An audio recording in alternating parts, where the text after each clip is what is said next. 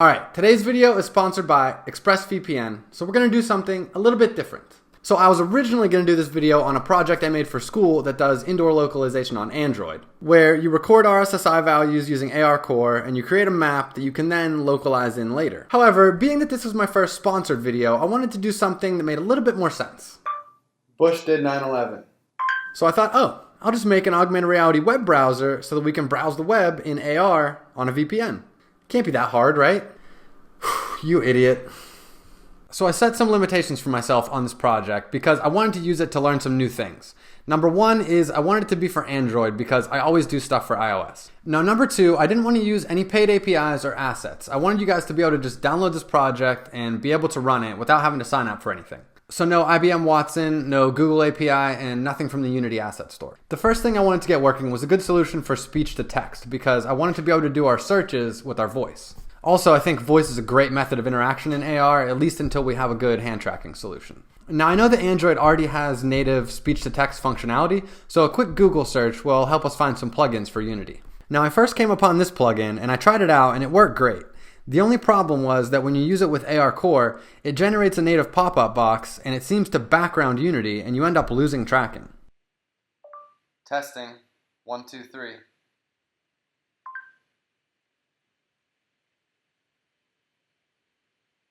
This was less than ideal. So I started searching for some plugins that did not bring up the native pop-up box and could not find much, but I did end up finding this Android library. Now I know literally nothing about native Android development, but I wanted to challenge myself for this project, so I thought maybe I could use this library, write some bridge code, and make a plugin for Unity with it.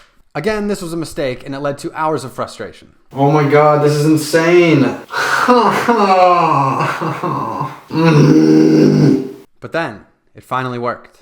Oh my god, it worked! So there's two things I learned in this process that are not immediately apparent from just Googling how to make an Android plugin for Unity. Number one is you'll probably need a reference to the Android app context if you plan on your plugin doing anything interesting. You can do this by adding the classes.jar file from your Unity install to your Android project as a library. So go to File, Project Structure, and then choose the Dependencies tab for the app module. Here you can click the plus button to add the jar file. So go to your Unity build, Playback Engines, Android Player, Variations, Mono, Development, Classes, and finally Classes.jar. Change the scope to compile only. Now in a new Java file, we can do something like unityplayer.currentActivity.getApplicationContext and use that reference wherever we need it. The next weird issue that you might run into is at least with this voice-to-text functionality, it had to be run on the main thread in Android or else you get errors. So in order to do this, in Unity you have to tell the functions and the plugin to run on the UI thread as an Android Java runnable like this. At this point, I'm thinking I'm an Android expert. I'm online applying for Android dev jobs, I'm ordering Android stickers and t-shirts. Life is good. So now I think I'm ready to move on to the next part of the project, which is going to be rendering a web page in Unity. So after doing a little research, I can see that the accepted solution is to use an Android web view. This is just an Android class that allows you to render interactable websites inside an Android app without loading everything in the browser. So basically it's so you can keep users in your app. So the first order of business is to see if anyone's already made a plugin for this. I first try this plugin, but it only renders a web view to the Unity GUI layer, so that's not going to work. Then I find this plugin for VR. This allows you to render a web view to a texture and it's even interactable, which is great. I thought this was the answer until I tried it and I found out that it was blocking all my clicks from Unity. Not a big deal. I'm an Android dev now, so I'll just take a look at the plugin, take out whatever is hijacking my clicks, and rebuild it. Are you kidding me? Okay, so that's not working for some reason. Let me just take a look at making my own plugin, because all I really need is an image of the website, so hopefully it's not that hard. So doing some research on that, I find out that I can save an Android canvas to a bitmap and then encode it to a PNG and just send those bytes to Unity. There, I can create a texture with that array of bytes, and I'm good. After another few hours of frustration that led to an existential crisis. Why do I do this to myself? Why am I even here? What is my purpose on this earth? It finally worked. It worked! So now I can finally get a screenshot of a website. So let's see how it works with AR Core. Hello?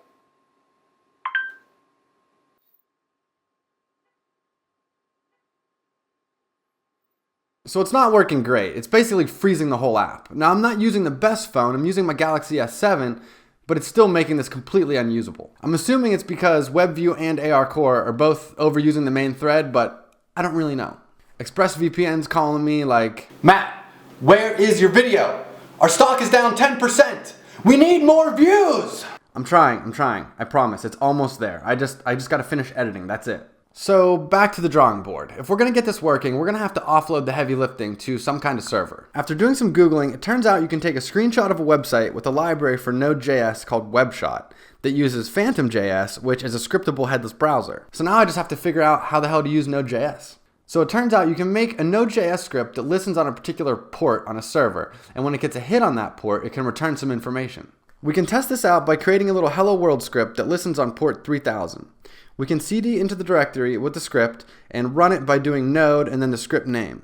If we navigate to our IP address and then port 3000 in our browser, we can see that it returned Hello World. So now that I have a small grasp on Node, I can get it working on my server that I host on my websites, which is hawkhost.com. So I SSH into my server and I try to run a few Hello World Node.js scripts, and nothing is working.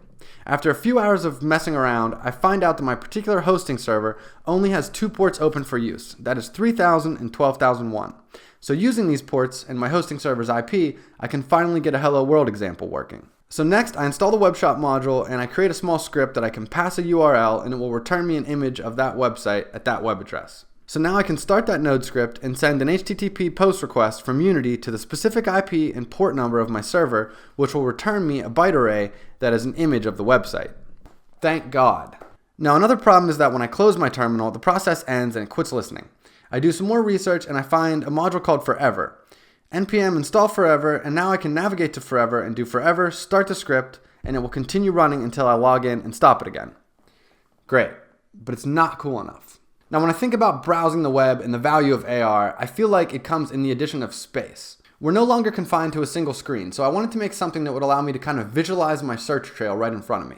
So let's load the first search page and then crawl that page and extract every search result as a link, which we can then load as an image above our main screen.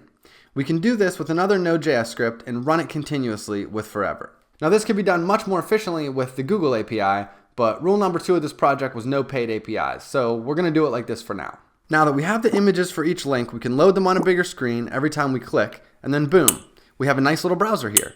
It's not fully functional, but I'll take it. Alright, so that being said, I think we're finally ready to browse the web in AR on a virtual private network. First of all, let's fire up the ExpressVPN app, choose a location, and connect. Now, our public IP address is masked, and we can browse the web anonymously.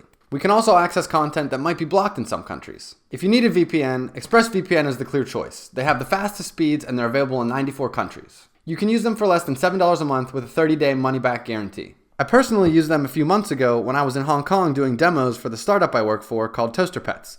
YouTube was available there, but when we went to mainland China, it was not. So ExpressVPN to the rescue. Take back your internet privacy today and find out how you can get 3 months free by clicking the link in the description box below. expressvpn.com/Matthew Hallberg. That's expressvpn.com/Matthew Hallberg for 3 months free with a 1-year package. So visit expressvpn.com/Matthew Hallberg to learn more and take back your internet privacy today. Now all that's left to do is to load up our AR browser and to search for stuff that we might normally be afraid to search. Who killed JFK?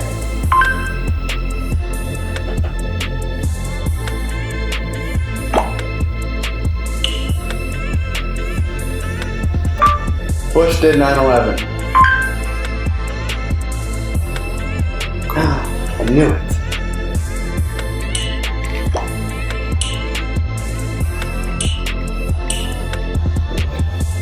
Moon landing hoax.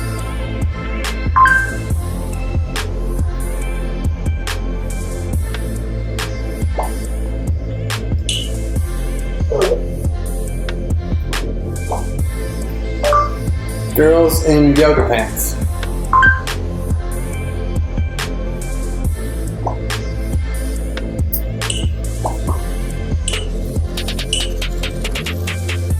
Oh wow. Alright, I'm sort of out of ideas. Britney Spears.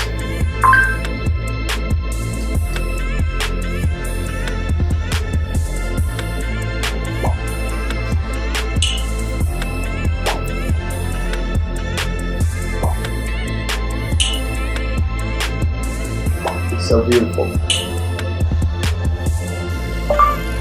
Jillian Anderson.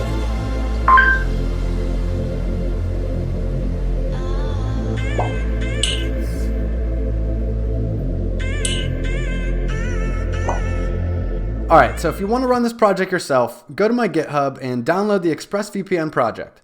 Open it up in Unity and let's get everything running locally on your machine. So first you need to find the IP address of your machine. So if you're on a Mac, just hold Option and click the little Wi-Fi symbol at the top to reveal your IP. Go back to Unity and open up the browser controller script and put in your IP address there and copy it to your clipboard. Find the Node scripts folder and put it on your desktop. Open up that folder and change both extensions to .js.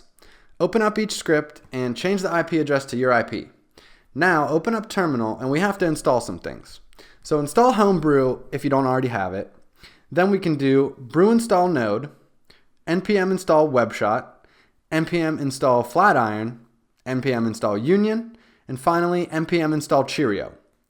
Now we can start both scripts, so cd into the node scripts folder and do node getimage.js, and then open up a new terminal window and do node getlinks.js.